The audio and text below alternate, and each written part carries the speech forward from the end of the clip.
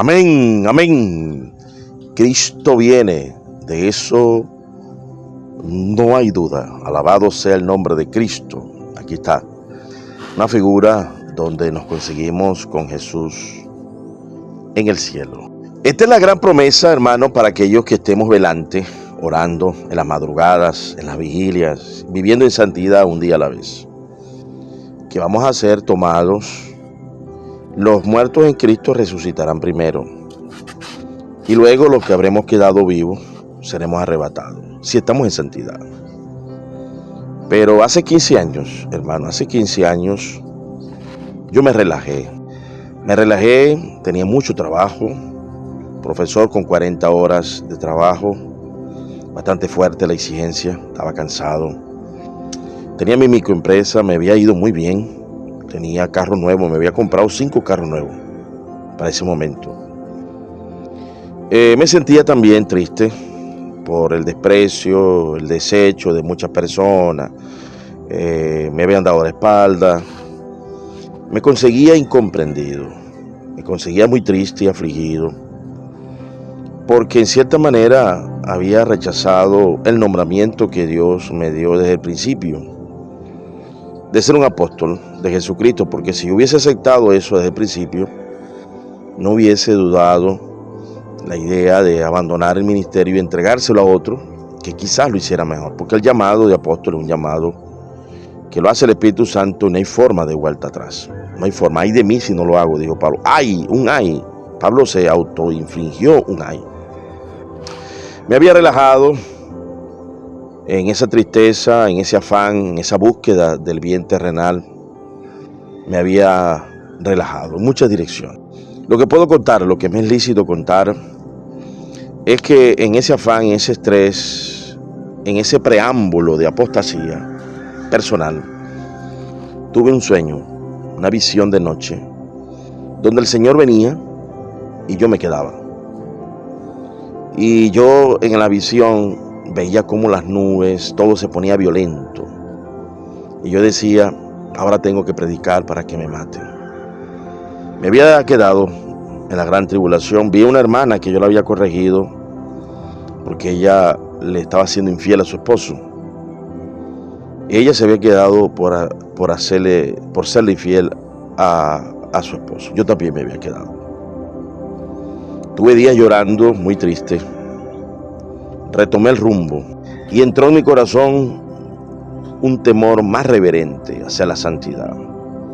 Hay personas que no entiendan, amados, por qué les hablo del infierno, por qué les hablo de la santidad diaria, porque la vara y la corrección dan sabiduría. El principio del temor, el principio de la sabiduría es el temor a Dios. Los insensatos desprecian la enseñanza y la sabiduría. También cuando un tiempo antes de morir mi padre, yo le oré una madrugada y le pregunté al Señor qué iba a sentir mi padre. Y una visión de noche también, me senté en el mueble de mi casa y de pronto sentí que algo tomó mi cuerpo y lo pareciera que lo hubieran sembrado en la tierra, y sentí que algo salió de mi pecho, sentí un dolor en el pecho y comencé a subir en las nubes. En la nube me estaba esperando así el Señor Jesús y lo abracé.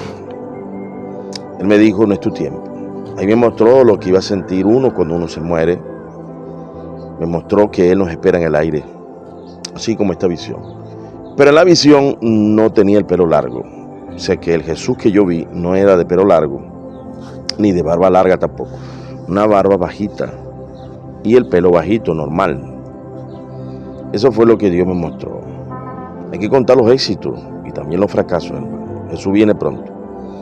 Por eso es que intento predicar acá la inminencia de su venida, el peligro de relajarse, el peligro de no vivir en santidad un día a la vez. El apóstol Pablo 2 veces habla de la segunda venida del Señor Jesús, acá en Corintios y también en Primera de Tesalonicenses capítulo 4. Me parece que aquí está muy bonito.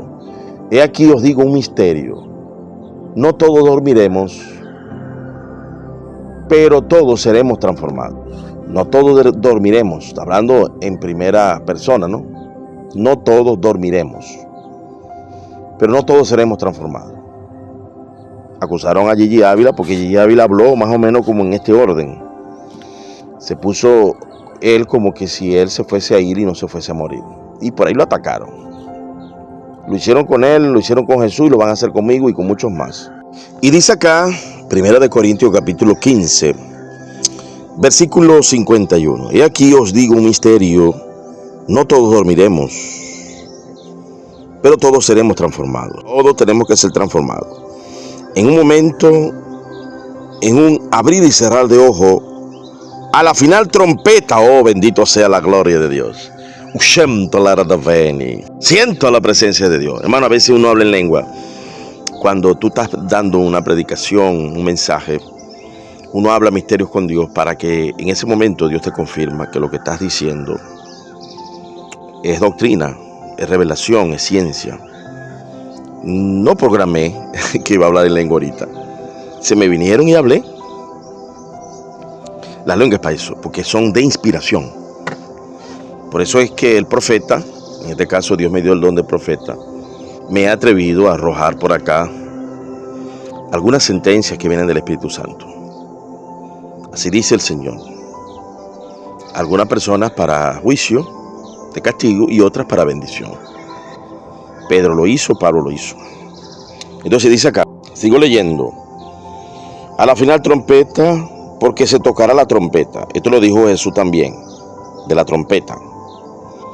Y los muertos serán resucitados incorruptibles, y nosotros seremos transformados. Porque es necesario que esto corruptible se vista de incorrupción, y esto mortal se vista de inmortalidad.